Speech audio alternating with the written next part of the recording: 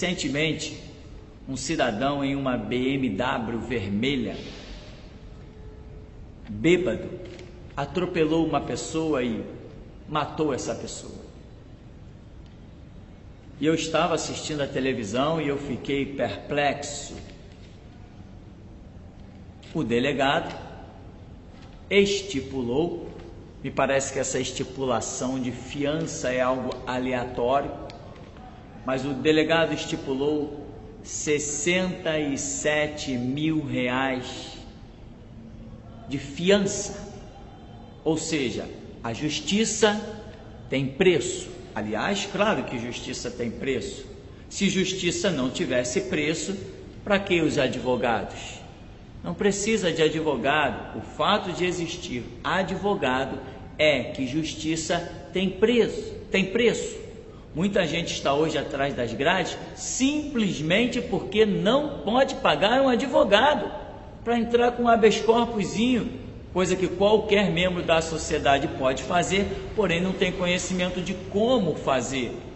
Pais, mães, filhos, qualquer um pode entrar com habeas corpus e conseguir ótimos resultados, mas a falta de conhecimento gera distúrbios e mais distúrbios.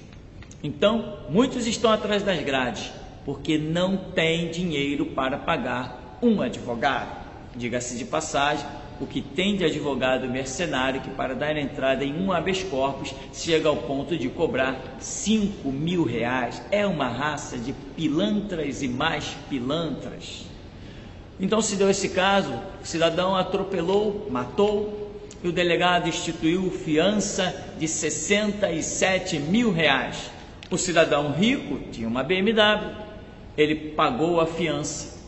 E ao pagar a fiança, está por aí tranquilamente em liberdade, depois de assassinar, porque estava bêbado, uma pessoa. Bom, e esse cidadão vai para a cadeia? Claro que não. Quem tem dinheiro para pagar 67 mil de fiança não fica na cadeia. Ficaria eu, você humilde, você pobre, que não tem 67 mil, nós estaríamos presos, não estaríamos? Se fosse alguém que não tivesse os 67 mil, esse alguém estaria preso, mas quem tinha os 67 mil ficou solto, ou seja, a justiça no Brasil, nesse país de merda, a justiça se compra.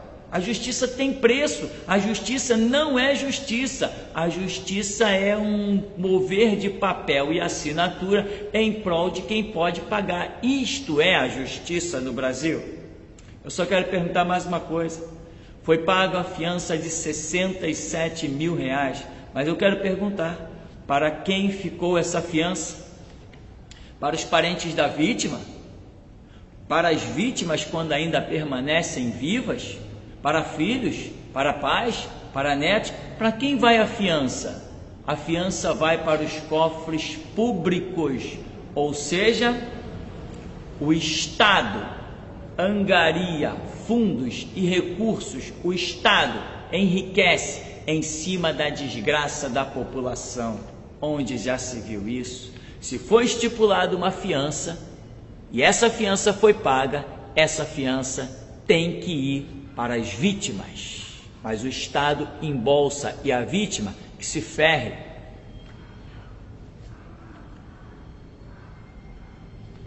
Outra coisa que eu quero falar para encerrar essa sequência de protestos, juntando com sei lá quantos outros vídeos de protesto eu tenho na internet, eu quero falar sobre pensão.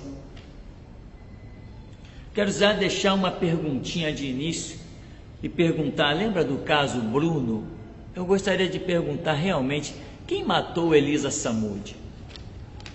O caso Bruno é muito interessante para quem gosta de pensar. Nós conhecemos aí um caso de um jogador, que não vou mencionar o nome, tem até um apelido, a semelhança de uma ave. E esse jogador está pagando, dentre dezenas de outros, está pagando 40 mil reais de pensão para uma criança. Engraçado, quando a criança estava junto dele, não gastava 400 reais por mês. Mas agora que está distante, está gastando 40 mil reais? Será que essa pensão é mesmo para a criança? Ou para quem é essa pensão? Quem estipulou essa pensão? Sistema judiciário. Conheço o caso de um cantor, vários cantores, pagodeiros e etc., pessoas que ganham mais ou menos. Tem até o caso de um aí recente, que está correndo o risco de ir para a cadeia, a mídia publica toda hora, enquanto que a sua ex-mulher paga fantasias de 40, 50 mil reais para desfilar todo ano nas escolas de samba. E o filho tem que depender da pensão do pai, mas só que a justiça instituiu um valor alto, fora das condições financeiras do ex-pagodeiro. Então, qual o resultado? Cadeia. Ou então, tem que tirar recurso de algum lugar. Vai fazer o quê? Vai roubar? Eu quero perguntar, quem matou Elisa Samúdio? Aquele caso, Bruno. O que será que aconteceu com o Bruno? Se é que foi o mandante de crimes, ou as pessoas que estavam envolvidas. O caso ainda está sendo julgado, isso ainda vai muito longe, porque está envolvendo advogados que recebem bem, está envolvendo gente que pode pagar advogado, e justiça no país é comprada sim. Quem matou a Elisa? Aquela criança, o Bruninho, receberia pensão de quanto? Será que esse fantasma da pensão milionária não assombrou o Bruno e tantos outros, e que podem realmente ter, como aponta uma série de coisas, embora hajam lá, segundo os relatos dos técnicos, as suas contradições, não sei de nada disso, estou falando do que a mídia diz. Será que não subiu à cabeça do Bruno o fantasma de ter que pagar uma pensão milionária? Isso abalou a sua estrutura e ele acabou, quem sabe, realmente fazendo a besteira que dizem que ele fez? E se foi assim, bom, pensões milionárias estão sendo instituídas pelo sistema judiciário. Sabe qual é a minha resposta à pergunta que eu fiz? A minha resposta é que quem matou a Elisa foi o sistema judiciário. O sistema judiciário é que matou a Elisa, e não só a Elisa. O sistema judiciário, com as suas pensões absurdas, arbitrárias e ditatoriais, o sistema judiciário tem feito com que muitos homens matem mulheres e assassinem até crianças e provoquem até abortos. É culpa do sistema judiciário podre que institui valores absurdos. Provavelmente alguém não vai gostar desse vídeo, eu vou aplaudir. Estou aqui, no mesmo lugar de sempre, e por isso uso o que uso, a camisa. Bíblia sim, Constituição não. Quem não conhece Bíblia, quem não sabe o que é Deus, não tem condições de criar regra alguma, nem instituir conceito algum, muito menos julgar nenhuma causa. Bom, então essa é a minha posição, é o que eu tenho a dizer, e já não é de hoje que digo mais. Já passou da hora do sistema judiciário ser destituído. É uma vergonha em cima de outras vergonhas. Doa quem doer. Meu nome, Elias, o último restaurador de todas as coisas. Pois bem, eu ainda tenho um protesto a fazer. Eu passava pelo centro da cidade, na área do Campo de Santana, aqui no Rio de Janeiro, e eu vi uma cena antagônica. Pessoas ali vendendo umas mercadorias, camelôs, e de repente para uma Kombi com alguns rapazes, jovens, 20 e poucos anos, fardados com roupa da escravidão, da submissão ao Estado, marcados para a morte. E de repente saiu um mondronguinho que parecia um macaco sem rabo e correu atrás da única pessoa que ele conseguiu alcançar, uma velhinha de cerca de 60 anos de idade. Ficou desorientada, correndo em círculo na calçada, e aquele animal com aparência de humano cercando aquela velhinha, uma cena antagônica. Quando a velhinha se viu que não tinha para onde correr, desesperada com aquele ser estranho atrás dela, ela parou estática, em êxtase, pegou as suas mercadorias de uma sacolinha e a entregou na mão do macaco humano, guarda municipal, escravo do Estado, servos de Satanás. Será que um cara desse não pensa que poderia ser a mãe dele?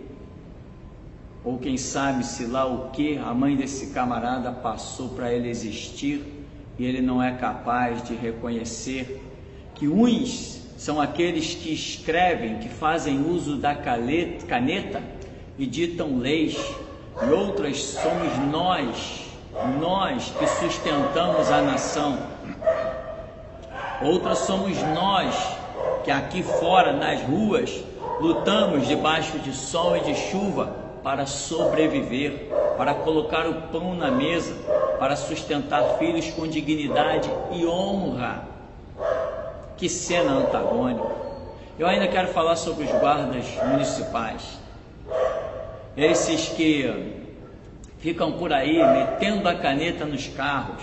Normalmente são pessoas, coitados, miseráveis, que não sabem nem o que é dirigir, não têm uma carteira, não têm um carro e talvez nunca consigam conquistar um veículo, e ficam por aí como capachos do Estado, capachos de Satanás, multa quem para na porta de um colégio para pegar um filho que foi para a escola, multa quem passou num sinal numa hora de sufoco em que realmente tinha que avançar o sinal, porque existem situações que são assim, porque nós que somos motoristas olhamos no espelho e discernimos situações e sabemos que se parar vamos causar um acidente. Nós que somos motoristas é que entendemos isso, não é guardinha municipal de meia tigela com caneta na mão, não.